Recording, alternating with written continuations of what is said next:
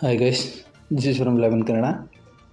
So ಏನು ನೋಡ್ತಾ ಇದ್ರೆ ಸೆಕೆಂಡ್ ಇಯರ್ BSc MLT ಅವ್ರಿಗೆ ಎಕ್ಸ್ಪೆಷಲಿ ಎಕ್ಸಾಮಿನೇಷನ್ ಪ್ರಿಪ್ರೇಷನ್ನು ವಿಡಿಯೋ. ಸೊ ಎಲ್ಲ ಸಬ್ಜೆಕ್ಟಲ್ಲೂ ಎಲ್ಲ ಸೀರೀಸು ಸ್ಟಾರ್ಟ್ ಮಾಡೋದು ಅಂದ್ಕೊಂಡಿದ್ದೀವಿ. ಫಸ್ಟ್ ಈಗ ಮೈಕ್ರೋಬಯಾಲಜಿದು ಫಸ್ಟ್ನೇದು. ಸೊ ಕ್ವಶನ್ ಪೇಪರು ಸಾಲ್ವ್ ಮಾಡಿರೋದು ಆಲ್ಮೋಸ್ಟು ಇಷ್ಟು ನೀವು ನೋಡಿಕೊಂಡ್ರೆ ಸಾಕು, ಪಾಸ್ ಆಗ್ಬೋದು, ಏನು ಸಮಸ್ಯೆ ಇಲ್ಲ ಪಾಸ್ ಆಗೋದಕ್ಕೆ. ಫಸ್ಟು ಕ್ವಶನ್ಗೆ ಯಾವ ಥರ ಆನ್ಸರ್ ಬರೀಬೇಕು ಅನ್ನೋ ಒಂದು ಟೆಂಪ್ಲೇಟ್ ಇರಬೇಕು ನಿಮ್ಮ ಮೈಂಡಲ್ಲಿ. ಏನೇ ಕ್ವಶನ್ ಕೇಳಲಿ, ಯಾವುದೇ ಕ್ವಶನ್ ಕೇಳಿದ್ರು ಈ ಅಂಡರ್ ಹೆಡ್ಡಿಂಗ್ಸಲ್ಲಿ, ಸಬ್ ಹೆಡ್ಡಿಂಗ್ಸಲ್ಲಿ ಇಷ್ಟು ಬರೀಬೇಕು ಅಂತೇಳಿ ಹೆಂಗಿದ್ರು ಪೇಜ್ ಅವರೇ ಡಿಸೈಡ್ ಮಾಡಿಬಿಟ್ಟಿರ್ತಾರೆ. 10 ಮಾರ್ಕ್ಸಿಗೆ 5 ಪೇಜು, 3 ಮಾರ್ಕ್ಸಿಗೆ 1 ಪೇಜು, 5 ಮಾರ್ಕ್ಸಿಗೆ 3 ಪೇಜು, ಈ ಥರ. ಸೊ ಆರಾಮಾಗಿ ಬರ್ಕೊಬೋದು. Next classify the streptococci. ಸೀದಾ ಕ್ವಶನಿಗೆ ಬಂದ್ಬಿಡೋಣ. Classify the streptococci, write on pathogenicity and lab diagnosis of streptococcus pyogenes. So ಇದು ಸ್ಟಾರ್ಟಿಂಗ್ ಬರೆದಾಗಿಂದ ಒಂದು ಸ್ವಲ್ಪ ಜಾಸ್ತಿನೇ ಬರೆದಿದ್ದಾರೆ ಇದಕ್ಕೆ ಆನ್ಸರು. ಸೊ ಹಂಗಾಗಿ ಇದರಲ್ಲಿ ಕಡಿಮೆ ಮಾಡ್ಕೊಳ್ಳೋಣ. ಯಾವುದೇ ಬ್ಯಾಕ್ಟೀರಿಯಾ ಆಗಲಿ ಒಂದು ಇಂಟ್ರೊಡಕ್ಷನ್ ಬರೀರಿ.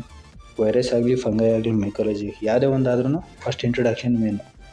ಸ್ಟ್ರೆಪ್ಟೋಕಾಕೈ is a gram positive cocci arranged in chains causes pyogenic infection. Introduction part ಮುಗೀತು. ನೆಕ್ಸ್ಟ್ ಕ್ವಶನಲ್ಲಿ ಏನು ಕೇಳಿದ್ದಾರೆ, ಕ್ಲಾಸಿಫಿಕೇಷನ್ ಕೇಳಿದ್ದಾರೆ. Based on hemolysis blood agar, based on cell wall antigen, biochemical reactions ಮತ್ತು ಗ್ರೋತ್ ಕಂಡೀಷನ್ಸು, ಆಕ್ಸಿಜನ್ ರಿಕ್ವೈರ್ಡ್ ಅಥವಾ anaerobic ಅಂತೇಳಿ. So ಇಷ್ಟು ಬರುತ್ತೆ. ಇಷ್ಟೂ ನೀವು ಆದಷ್ಟು ಕ್ಲಾಸಿಫಿಕೇಷನ್ನ ಫ್ಲೋ ಚಾರ್ಟಲ್ಲಿ ಬರೆಯೋಕ್ಕೆ ಟ್ರೈ ಮಾಡಿ. ಫ್ಲೋ ಚಾರ್ಟ್ ಬರುತ್ತೆ, ಗೂಗಲಲ್ಲಿ ಹೊಡೆದು ನೋಡಿದ್ರೆ ಬರುತ್ತೆ. ಇನ್ನು ನೆಕ್ಸ್ಟು ಪ್ಯಾಥೋಜೆನಿಸಿಟಿ ಅಂತ ನೋಡೋದಾದರೆ ಯಾವುದೇ ಬ್ಯಾಕ್ಟೀರಿಯಾ ಆಗಲಿ ಪ್ಯಾಥೋಜೆನಿಸಿಟಿ ಕಾಸ್ ಮಾಡೋದಕ್ಕೆ ವಿರುಲೆನ್ಸ್ ಫ್ಯಾಕ್ಟರ್ಸ್ ಇರಲೇಬೇಕು. ಸೊ ವಿರುಲೆನ್ಸ್ ಫ್ಯಾಕ್ಟರ್ಸ್ ಏನು, capsule, protein, lipoteichoic acid, streptokinase, streptolysins, pyogenic exotoxins, C5A peptidase, ಇಷ್ಟು ಏನಿದ್ದಾವೆ virulence factors. Virulence factors explain ಮಾಡಬೇಕು ಅಂತೇನಿಲ್ಲ, ಜಸ್ಟ್ ಮೆನ್ಷನ್ ಮಾಡಿದ್ರೆ ಸಾಕು. ಸ್ಪೆಸಿಫೈ ಮಾಡಿ ಅದನ್ನೇ ಕೇಳ್ತಾರಲ್ಲ, explain the virulence factors and pathogenicity and lab diagnosis of this bacteria ಅಂತೇಳಿ ಪರ್ಟಿಕ್ಯುಲರ್ ಆಗಿ ಆವಾಗ ಒಂದು ಸ್ವಲ್ಪ ವಿರುಲೆನ್ಸ್ ಫ್ಯಾಕ್ಟರ್ಸ್ ನೀವು ಎಕ್ಸ್ಪ್ಲೇನ್ ಮಾಡಬೇಕಾಗುತ್ತೆ. ಪ್ಯಾಥೋಜೆನಿಸಿಟಿ ಮೆಕ್ಯಾನಿಸಮ್ ಹೆಂಗಾಗುತ್ತೆ ಅಂತೇಳಿ ಪ್ಯಾಥೋಜೆನಿಸಿಟಿ ಕಾಸ್ ಮಾಡೋದಕ್ಕೆ ಯಾವುದೇ ಬ್ಯಾಕ್ಟೀರಿಯಾ ಆದರೂ ಸಿಂಪಲ್ಲಾಗಿ ಒಂದು ಟೆಂಪ್ಲೇಟ್ ಥರ ನೆನ್ಪಿಟ್ಕೊತೀರಾ ಅಂದರೆ ಅಡೇಷನ್.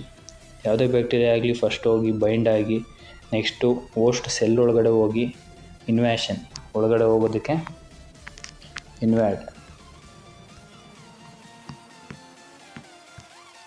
ಇನ್ವ್ಯಾಷನ್ ಆಗಿ ನೆಕ್ಸ್ಟ್ ಪ್ರೊಡಕ್ಷನ್ ಆಫ್ ಐಲುಡೆನ್ಸ್ ಅದೇನಿರುತ್ತೆ ಅದರದ್ದು ಟಾಕ್ಸಿನ್ಸ್ ಏನಿರುತ್ತೆ ಅದನ್ನು ಪ್ರೊಡ್ಯೂಸ್ ಮಾಡುತ್ತೆ.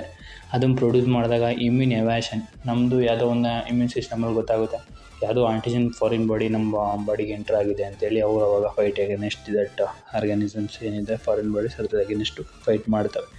ಫೈಟ್ ಮಾಡಾದಮೇಲೆ ಏನಾದರೂ ನಮ್ಮ ಇಮ್ಯುನಿಟಿ ಸ್ವಲ್ಪ ಕಡಿಮೆ ಇದ್ದು ಅದು ಬಂದಿರೋ ಅಂಥ ಆರ್ಗ್ಯಾನಿಸಮ್ಸು ಸ್ಟ್ರಾಂಗ್ ಆಗಿದ್ದು ಆವಾಗ ಟಾಕ್ಸಿನ್ಸ್ ಪ್ರೊಡಕ್ಷನ್ ಮಾಡಿ ನಮ್ಮ ಬಾಡಿನಲ್ಲಿ ಕ್ಲಿನಿಕಲ್ ಮ್ಯಾನಿಫೆಸ್ಟೇಷನ್ ಸ್ಟಾರ್ಟ್ ಆಗುತ್ತೆ. ಕ್ಲಿನಿಕಲ್ ಮ್ಯಾನಿಫೆಸ್ಟೇಷನ್ ಏನು, streptococcus pyogenes, pharyngitis, scarlet fever, rheumatoid arthritis or fever, post streptococcal glomerulo nephritis, ಇಷ್ಟು ಏನಿದೆ ಪಯೋಜೆನಸ್ಸು. ಸೊ ಪಯೋಜೆನಸ್ದು ಕ್ವಶನ್ ಕೇಳೋದ್ರಿಂದ ಲ್ಯಾಬ್ ಡಯಾಗ್ನೋಸಿಸು ಪಯೋಜೆನಸ್ ಒಂದು ಸ್ವಲ್ಪ ನೋಡ್ಕೊಂಬರೀರಿ. ಇನ್ನು ಸ್ಟ್ರೆಪ್ಟೋಕಾಕಸ್ ಅಗಲಿಕ್ಟಿಯಾ, ಸ್ಟ್ರೆಪ್ಟೋಕಾಕಸ್ ನ್ಯೂಮೋನಿಯಾ ಇವೆಲ್ಲ ಏನೇನು ಕಾಸ್ ಮಾಡ್ತಾವೆ ನೋಡಿಕೊಂಡು ಜಸ್ಟ್ ಆದರೆ ಒಂದೊಂದು ಮೆನ್ಷನ್ ಮಾಡಿ ಸಾಕು. Mode of transmission respiratory droplets, direct contact, ಈ ಥರ ಮೋಡ್ ಆಫ್ ಟ್ರಾನ್ಸ್ಮಿಷನ್. ಇನ್ನು ಸೀದಾ ಬಂದರೆ ಲ್ಯಾಬೊರೇಟರಿ ಡಯಾಗ್ನೋಸಿಸ್. ಲ್ಯಾಬೊರೇಟರಿ ಡಯಾಗ್ನೋಸಿಸ್ ಯಾವುದೇ ಬ್ಯಾಕ್ಟೀರಿಯಾಗಲಿ ಏನೇ ಆಗಲಿ ಬರಿತೀರ ಅಂದರೆ first specimen collection, then direct microscopy, ಅದಾದಮೇಲೆ ಕಲ್ಚರ್ ಆದಮೇಲೆ ಬಯೋಕೆಮಿಕಲ್ ರಿಯಾಕ್ಷನ್ಸ್ ಆದಮೇಲೆ ಅದಕ್ಕೆ ಸ್ಪೆಷಲ್ ಟೆಸ್ಟ್ ಏನಾದರೂ ಇದೆಯೋ, ಓನ್ಲಿ ಅದೇ ಬ್ಯಾಕ್ಟೀರಿಯಾ ಪಾಸಿಟಿವ್ ಕೊಡೋಕ್ಕಂಥ ಟೆಸ್ಟ್ ಯಾವುದಾದ್ರೂ ಇದೆಯಾ ಅಂತ ನೋಡ್ಕೊಬೇಕು. ಅದಿದ್ದರೆ ಅದನ್ನು ಬರೀಬೇಕು, ಪ್ರೊಸೀಜರ್ ಸಮೇತ ಎಕ್ಸ್ಪ್ಲೇನ್ ಮಾಡಬೇಕು ಅದನ್ನು.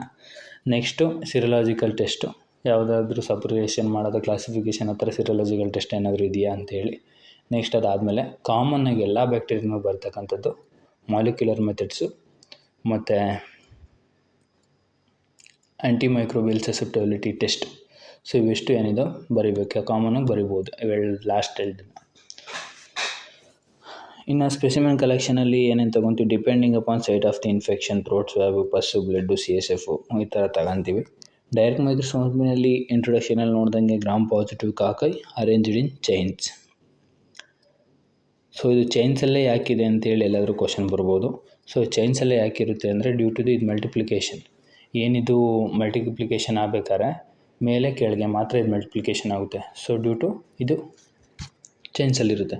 ಅದೇ ನಿಮಗೆ ಸ್ಟೆಫೆಲೋಕಾಕಸ್ ಅಂತ ಬಂದರೆ ಅದು ದ್ರಾಕ್ಷಿ ಹಣ್ಣಿಂದು ಬಂಚಸ್ ಗ್ರೇಪ್ಸ್ ಥರ ಇರುತ್ತೆ. ಸೊ ಹಂಗಾಗಿ ಅದೇನು ಮಾಡುತ್ತೆ, ಅದು ಸುತ್ತಲೂ ಮಲ್ಟಿಪ್ಲಿಕೇಶನ್ ಆಗುತ್ತೆ. 4 ಕಡೆ ಅಂದರೆ 4 ಕಡೆ, ಇಲ್ಲ 8 ದಿಕ್ಕಲ್ಲೂ ಅಂದರೆ 8 ಕಡೆನೂ ಅಂದರೆ 8 ಕಡೆನೂ ಮಲ್ಟಿಪ್ಲಿಕೇಶನ್ ಆಗುತ್ತೆ ಸೆಲ್ಸು. ಹಂಗಾಗಿ ಅದು ಗ್ರೇಪ್ಸ್ ಲೈಕ್ ಸ್ಟ್ರಕ್ಚರ್ ಇರುತ್ತೆ, ಕ್ಲಸ್ಟರ್ಸ್ ಇರುತ್ತೆ ಅದು. ಇನ್ನು ನೆಕ್ಸ್ಟು ಕಲ್ಚರಿಗೆ ಬಂದರೆ ಬ್ಲಡ್ ಅಗಾರಲ್ಲಿ ಡಿಫ್ರೆಂಟ್ ಟೈಪ್ಸ್ ಆಫ್ ಹಿಮೋಲೈಸಿಸ್ ನೋಡ್ಬೋದು. ಸೊ ಸ್ಟ್ರೀಕ್ ಮಾಡಿಬಿಟ್ಟು ಓವರ್ನೈಟ್ ಇನ್ಕ್ಯುಬೇಷನ್ ಮಾಡಿ ಏನಾದರೂ ಬ್ಯಾಕ್ಟೀರಿಯಾ ಚೆನ್ನಾಗಿರುತ್ತೆ, ಚೆನ್ನಾಗಿ ಗ್ರೋ ಆಗುತ್ತೆ. ಗ್ರೋ ಆಗಿದ್ದಾದಮೇಲೆ ಮಾರ್ನಿಂಗ್ ಬಂದು ನೋಡಿದ್ರೆ ಹಿಮೋಲೈಸಿಸ್ ಬಂದಿರುತ್ತೆ. ಯಾವ ಹಿಮೋಲೈಸಿಸು ಆಲ್ಫಾನ ಬೀಟಾನ ಗಾಮನ ನೋಡಿಕೊಂಡು ಯಾವ ಬ್ಯಾಕ್ಟೀರಿಯಾ ಇರ್ಬೋದು ಅಂತ ಸಸ್ಪೆಕ್ಟ್ ಮಾಡ್ಬೋದು. ನೆಕ್ಸ್ಟ್ ಇನ್ನು ಬಯೋಕೆಮಿಕಲ್ ರಿಯಾಕ್ಷನ್ಸ್ ಮಾಡ್ಬೋದು. ಬಯೋಕೆಮಿಕಲ್ಸಲ್ಲಿ ಕೆಟಲೇಸ್ ನೆಗೆಟಿವ್, ಇನ್ನು ಕ್ಯಾಮ್ ಟೆಸ್ಟು ಬೈಲ್ ಸಾಲ್ಟ್ ಆಪ್ತೋಸಿನ್ ಸೆನ್ಸಿಟಿವಿಟಿ ಅವೆಲ್ಲ ಬೇರೆ ಬೇರೆ ಆರ್ಗನಿಸಮ್ಸ್ ಮಾಡೋದು, ಪಾಯ್ಸನ್ಸ್ಗೆಲ್ಲ ಮಾಡೋದಿಲ್ಲ. ಸ್ಪೆಷಲ್ ಟೆಸ್ಟು ಕ್ಯಾಮ್ ಟೆಸ್ಟ್ ಬಂದುಬಿಟ್ಟು ಅದು ಸ್ಟೆಫ್ಲೋಕಾಕಸ್ ಅಗಲಿಟಿ ಮಾಡೋದು, ಇದು ಪಯೋಜಿನಸ್ಗೆ ಏನು ಬರೀಬೇಕಿಲ್ಲ. Other test rapid antigen detection for staphylococcus pyogenes ಇದು ಬರೀಬೋದು. PCR polymerase chain reaction rapid detection specific identification high sensitivity and specificity. Okay, ಸಿರೋಲಾಜಿಕಲ್ನಲ್ಲಿ ASO ಮತ್ತು ASLO ಬರೀಬೋದು. ಸೊ ಇಷ್ಟು ಏನಿದೆ lab diagnosis. Of streptococci. So overall 10 ಮಾರ್ಕ್ಸಿಗೆ ಕೇಳಿದ್ರೆ ಏನೇನು ಬರೀಬೇಕು ಅಂದರೆ ಏನಂತ, classification of streptococci, write a note on pathogenicity, head lab diagnosis and streptococcus pyogenes. ಇಷ್ಟು ಕೇಳಿದ್ರೆ ನೀವು ಇಷ್ಟು ಆನ್ಸರ್ ಬರೆದ್ರೆ ಸಾಕಾಗುತ್ತೆ. ಇದರಲ್ಲೂ ನೀವು ಸಿಂಪ್ಲಿಫೈ ಮಾಡ್ತೀನಿ ಅಂದರೆ ಮಾಡ್ಕೊಳ್ಳಿ. ಇದರಲ್ಲಿ 5 ಪೇಜ್ ಇದೆ A4 ಸೈಜ್ ಪೇಜಲ್ಲಿ, ತುಂಬಾ ಜಾಸ್ತಿ ಆಗೋಯಿತು. ಹೋಗ್ತಾ ಸರಿ ಹೋಗುತ್ತೆ. Discuss in detail pathogenicity and lab diagnosis of mycobacterium tuberculosis. ಇದನ್ನು ನೆಕ್ಸ್ಟ್ ವೀಡಿಯೋದಲ್ಲಿ ನೋಡೋಣ. ಒಂದೇ ವೀಡಿಯೋದಲ್ಲಿ ನೀವು ನೋಡಬೇಕು ಅಂದರೆ ನಿಮಗೂ ಪಾಪ ಬೇಜಾರಾಗುತ್ತೆ. ಫಸ್ಟ್ ಎಜುಕೇಷನಲ್ ಕಂಟೆಂಟ್ ಅಂದ್ರೆ ಬೇಜಾರು. ಯಾವುದೇ ಕಾಮಿಡಿ ವೀಡಿಯೋ ಆದರೆ ನೀವು ಪಾಪ ನೋಡ್ತೀರ, ಎಜುಕೇಷನಲ್ ವೀಡಿಯೋ ಯಾರು ತಾನೇ ಸರಿ. ಓಕೆ, ಏನಾದರೂ ಡೌಟ್ಸ್ ಇದ್ದರೆ ಕಮೆಂಟ್ ಮಾಡಿ. ವೀಡಿಯೋ ಇಷ್ಟ ಆದರೆ ಲೈಕ್ ಮಾಡಿ, ಶೇರ್ ಮಾಡಿ, ಸಬ್ಸ್ಕ್ರೈಬ್ ಮಾಡ್ಕೊಳ್ಳಿ. Thank you.